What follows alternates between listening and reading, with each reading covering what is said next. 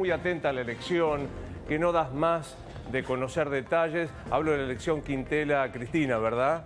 Por supuesto, es la elección que le interesa al mundo, no solo a los argentinos, sino al resto del mundo. ¿Por qué? Porque va a condicionar el devenir del planeta. Entendés todo, Inés, definitivamente. Bueno, pero perdóname, habla de la otra elección pequeña que hay la primera semana de noviembre.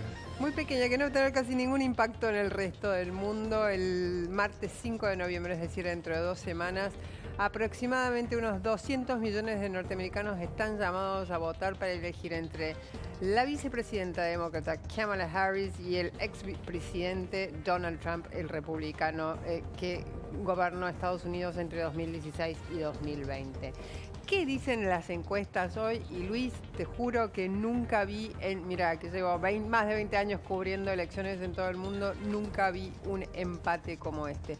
Básicamente dicen, no solo están empatados en el promedio general del voto popular, es decir, la totalidad de los norteamericanos, sino en los 7 estados claves, los 7 estados que van a definir la elección en el colegio electoral, el órgano que finalmente va a decidir quién va a ser él o la presidenta de Estados Unidos. ¿Cuáles son esos 7 estados?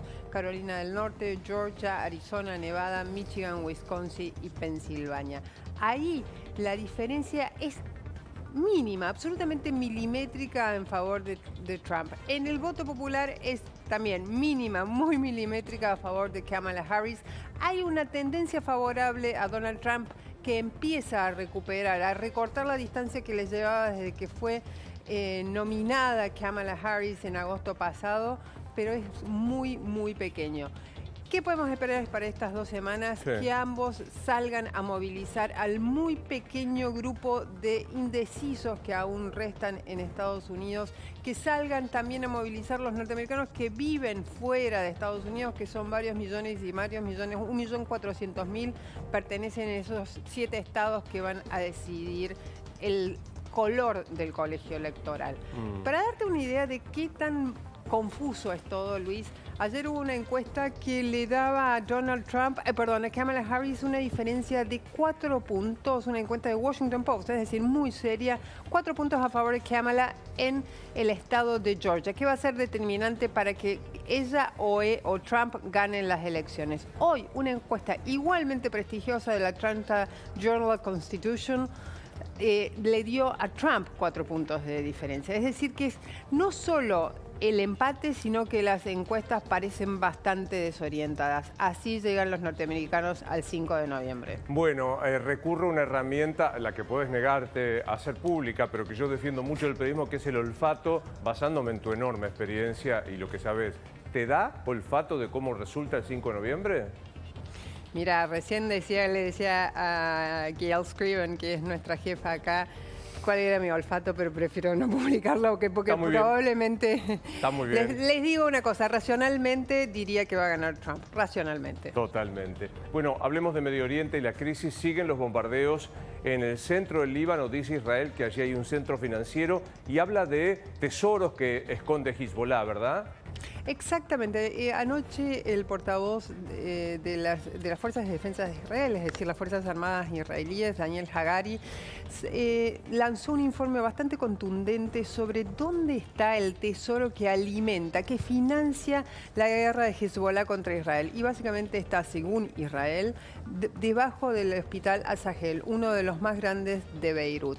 El gobierno de Israel, por lo tanto, le pidió al gobierno del Líbano, y recordemos que el gobierno del Líbano no, digamos, el poder ejecutivo no está en manos de Hezbollah, el Estado en Líbano se reparte entre Hezbollah, los cristianos, los drusos y otras facciones de la política libanesa. Bueno, el gobierno libanés recibió ese mensaje, ese pedido del gobierno de Israel para que confisque esos millones. Mientras tanto, eso sucede en Líbano. Mientras tanto, llegó a Israel el secretario de Estado norteamericano, Antony Blinken, Luis, para un último intento de lograr un cese al fuego antes del 5 de noviembre. Eso le ayudaría mucho a la administración Biden y por lo tanto a su postulante Kamala Harris a mostrar que tiene cierto capacidad de ordenar el caos y muy peligroso que es hoy Medio Oriente. Bueno, nos quedamos pensando en Medio Oriente y todavía falta lo que Netanyahu dijo será la represalia del gobierno de Israel sobre nada menos que Irán. ¿Se sabe algo? Exactamente, pasaron 3 semanas desde que Irán atacó a Israel, supuestamente en venganza por la muerte de Hassan Nasrallah, el jefe de Hezbollah, y atacó en varios puntos, y no solo puntos militares. A partir de ese momento las especulaciones fueron enormes respecto de cómo y cuándo y dónde respondería Israel. Pasaron 3 semanas, no hubo muchas noticias hasta este fin de semana que se filtraron. En canales de Telegram aparecieron algunos informes de inteligencia certificados como auténticos que serían una evaluación de inteligencia del gobierno norteamericano sobre esos planes que Israel le dio a conocer secretamente al gobierno de Estados Unidos. 2 preguntas, Luis.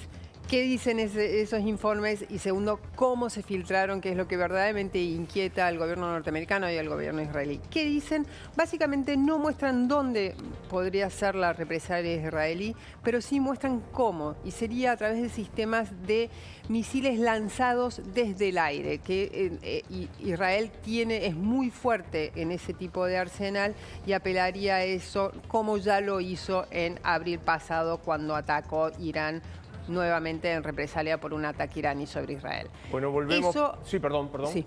No, y lo otro es la filtración. Eso puede ser una de las razones por las cuales todavía no vemos que Israel vaya a responderle a Irán. Claro.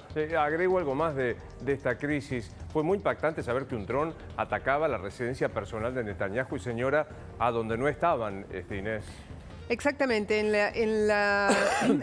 en Cesarea, en una especie de ciudad muy cercana a Tel Aviv, de una ciudad bastante opulenta, donde Netanyahu tiene su casa de fin de semana, una residencia que suele usar, cuando no es jefe de gobierno la suele usar de forma permanente. Allí llegaron drones supuestamente pertenecientes a Hezbollah.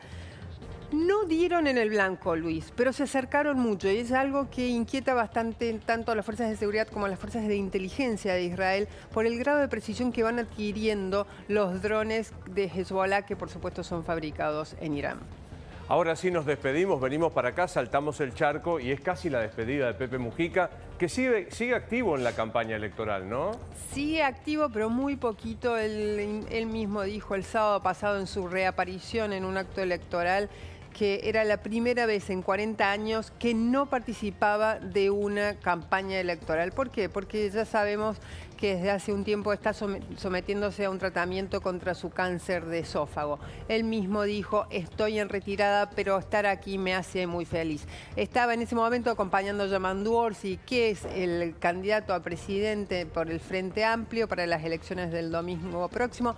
Yamandu Orsi lidera con entre 41 y 44% de intención de votos sobre Álvaro Delgado, que es el elegido de la calle Pou para sucederlo. Inés, un placer como siempre.